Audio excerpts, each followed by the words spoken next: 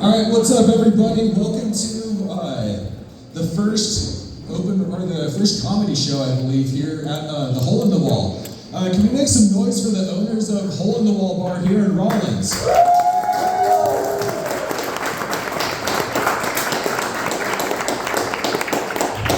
For real, thank you guys so much for coming out. This is super cool. It's cool to see people in Wyoming like embracing live comedy. Hopefully I don't bomb this shit up here. Yeah, this is super dope. Enough about me rambling on about this shit. I kind of want to ask the crowd a quick question. So come down here to Rawlins. I'm coming from Casper, and Casper likes to talk a lot of shit on Rawlins. But to be fair, okay, so exactly, Casper, we're always saying oh, Rawlins, it's crime ridden. But Casper needs to clean its own backyard and wash its own ass. For real. When I was working here in Rawlins a few years ago, I'd go underneath that tunnel underneath the bridge, and I'd see where kids could just get it out of their system with that graffiti. They take it easy with vandalism. They just graffiti the word boobs or 13-year-olds learning to cuss for the first time. But meanwhile in Casper, when kids need to get it out of their system, they'll just fucking shoot someone. It's insane. There's a real problem. So I acknowledge that Casper talks a lot of shit, but we need to take care of our own shit. For real. Rawlins is underrated.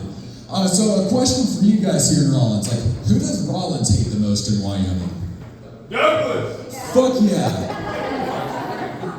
Fuck Rockspace, fuck Douglas. Truth be told. Alright, so you guys are gonna like a joke out later. But so right off the bat, you can honestly say any town in Wyoming and it'd be the correct answer.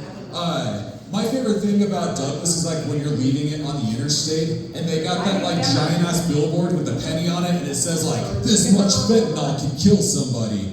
And you're looking at it and dude, that's a big fucking penny. That's a lot of fentanyl. It's insinuating that we're a bunch of pussies that can't handle our drugs. Come on. And then Jackson's always a popular answer. Yeah, Jackson, that's where the pussies go to relax. It's crazy though. I've been sensing a wave of nostalgia in the air. We've got a conflict still brewing in the Middle East. Fuck yeah, dude. But let's keep that shit going. It's entertaining. I just always think about the surfer moments that happen in the Middle East. So what's it called when a Palestinian lands a kickflip? Radical Islam, dude. Fuck yeah. I gotta be honest though, I'm coming to terms with something, and it's that I am bald as fuck, dude. Which sucks. I see lots of people here that are much older than me with more hair than me, so how can you not feel there's a part of me that's just dying inside? I lost all my hair when I was 19, and 19's a pivotal age for getting puss. So I just lost all my confidence at a young age. And so I had no game to begin with, so I had to relearn some pickup lines to learn how to rizz up the ladies. Thank God my lady's a social worker because only this line works on her. I went up to her one night and I was just hey yo girl, you want this Make-A-Wish dick? My poor lady though, she doesn't get to experience that romantic moment where if I'm going down on her, she gets to play with someone's hair. Instead, she just sees a reflection of her most unflattering angle looking me down from my shiny ass head.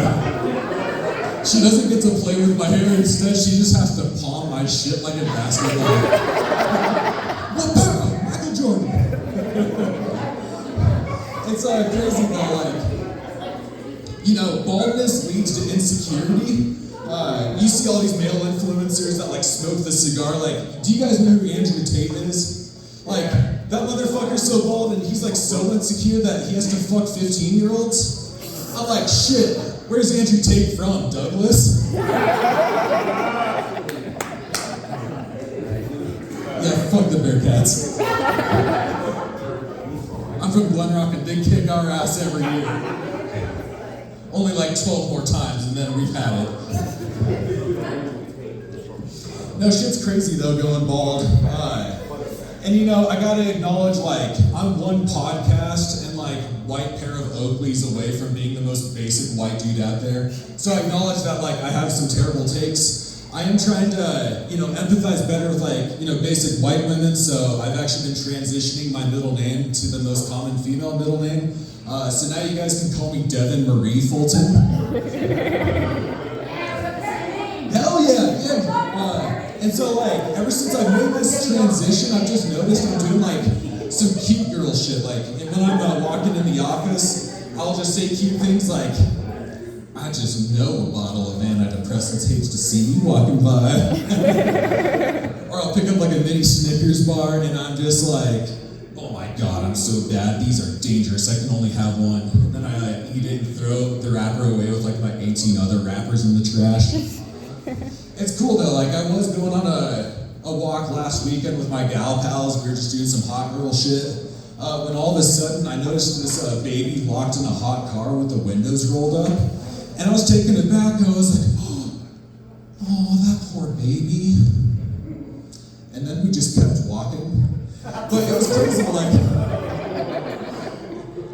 I've never felt that level of empathy before, so it was kind of cool. So guys in the audience, consider changing your middle name. I gotta say though, we do need more gender diversity in the white terrorist department. We got too many white dudes shooting up schools. I think it would be cool if we got like a white Karens doing suicide bombings.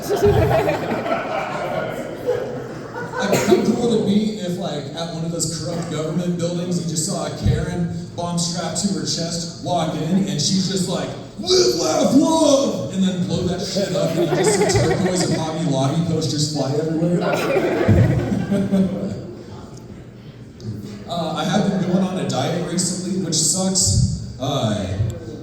People always like, why you on a diet? It's like, bitch, because I hate my body. Come on, like, don't ask me that question. I'm trying to look more like a middle finger and less like a thumb. Middle fingers are much more assertive and thumbs kind of smell like ass.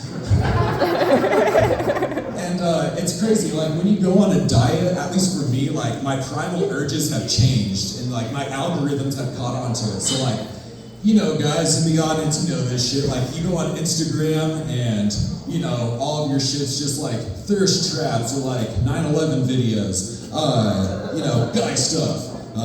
Algorithms are fucked up like that.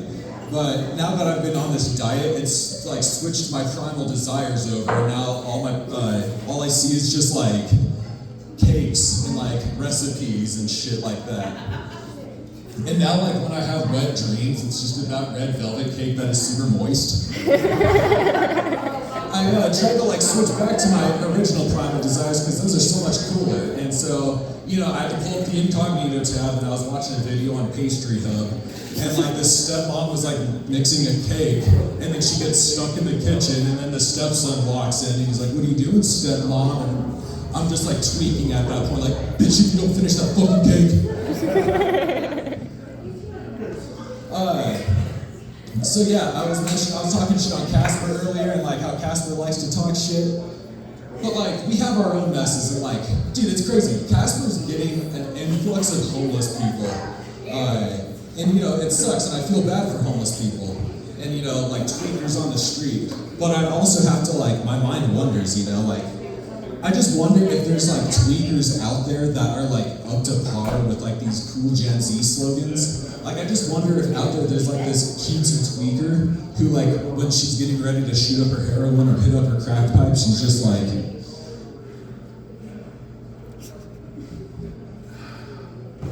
girls winner. Or she hit some shit like taste the rainbow. I think we need to capitalize on the tweaker population, though. There's that show Secret Lives of Mormon Wives. Why not do Secret Lives of Tweaker Wives? Wouldn't it be cute on like those couch confessional scenes where it's like, oh my god, Courtney was being a bitch today. With a tweaker, though, it just cuts to the camera and it's just them like... and it just shows their name and age at the bottom of the screen. Or get like the Great British Tweak Off. I think there's money to be made there. Tweakers, for your technical challenge, you're gonna hotwire a car in 30 minutes and sell it for cash.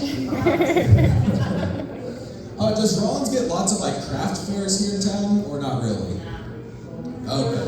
you guys honestly are not missing out on much. We've been getting lots of like artists and craft fairs in Casper, and like craft fairs are kind of cool, but like, you know, you go to them and you're like, fuck yeah, 20 booths, and like 12 of them are just people selling their 3D printed dragon. Hell yeah.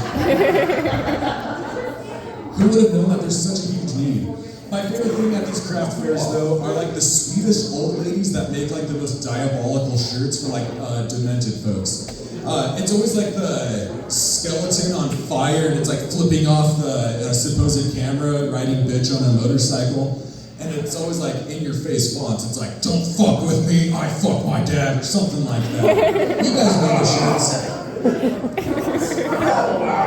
Okay, there it is. I'd definitely pay for a shoot like that.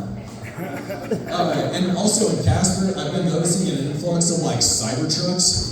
Have you guys ever seen like a Cybertruck driven around here in Rawlins? Yeah. Dude, those things are so ass. Like, you know, I won't say anything political about Elon Musk's bitch ass, but I will say, guys that drive Cybertrucks and Teslas definitely arch their backs when they got spanked as a kid.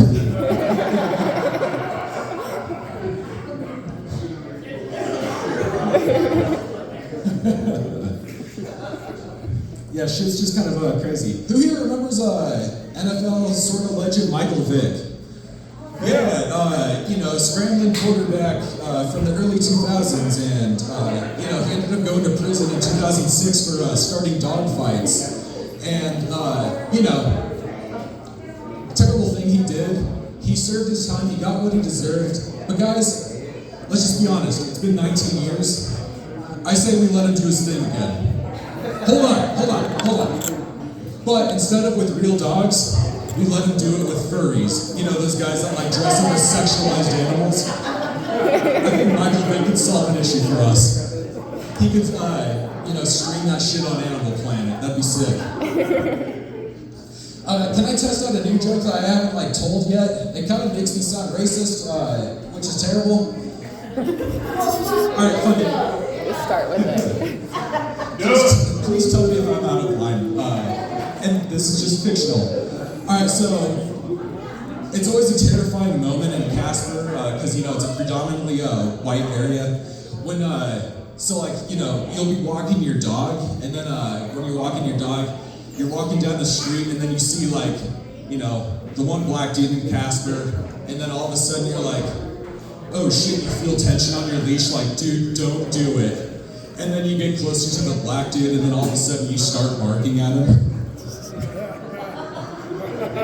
How do we like that one? So yeah, as I mentioned, like, there's a crazy wave of nostalgia in the air, and I just miss the simpler days, I have to admit it. Like, you guys remember in like elementary, middle, and even sometimes high school, St. Patrick's Day, like, you had to fucking wear green that day. Because if you didn't wear green, what would happen? Those assholes would try to pinch you. And even worse, if you decided to wear red on St. Patrick's Day, you know, there'd be those weirdos that would try to kiss you. Like, anyone here remember that shit? No. Fuck, I miss being homeschooled. Alright, you guys, that's my time. Thank you so much. And let me just get ready to announce your next person.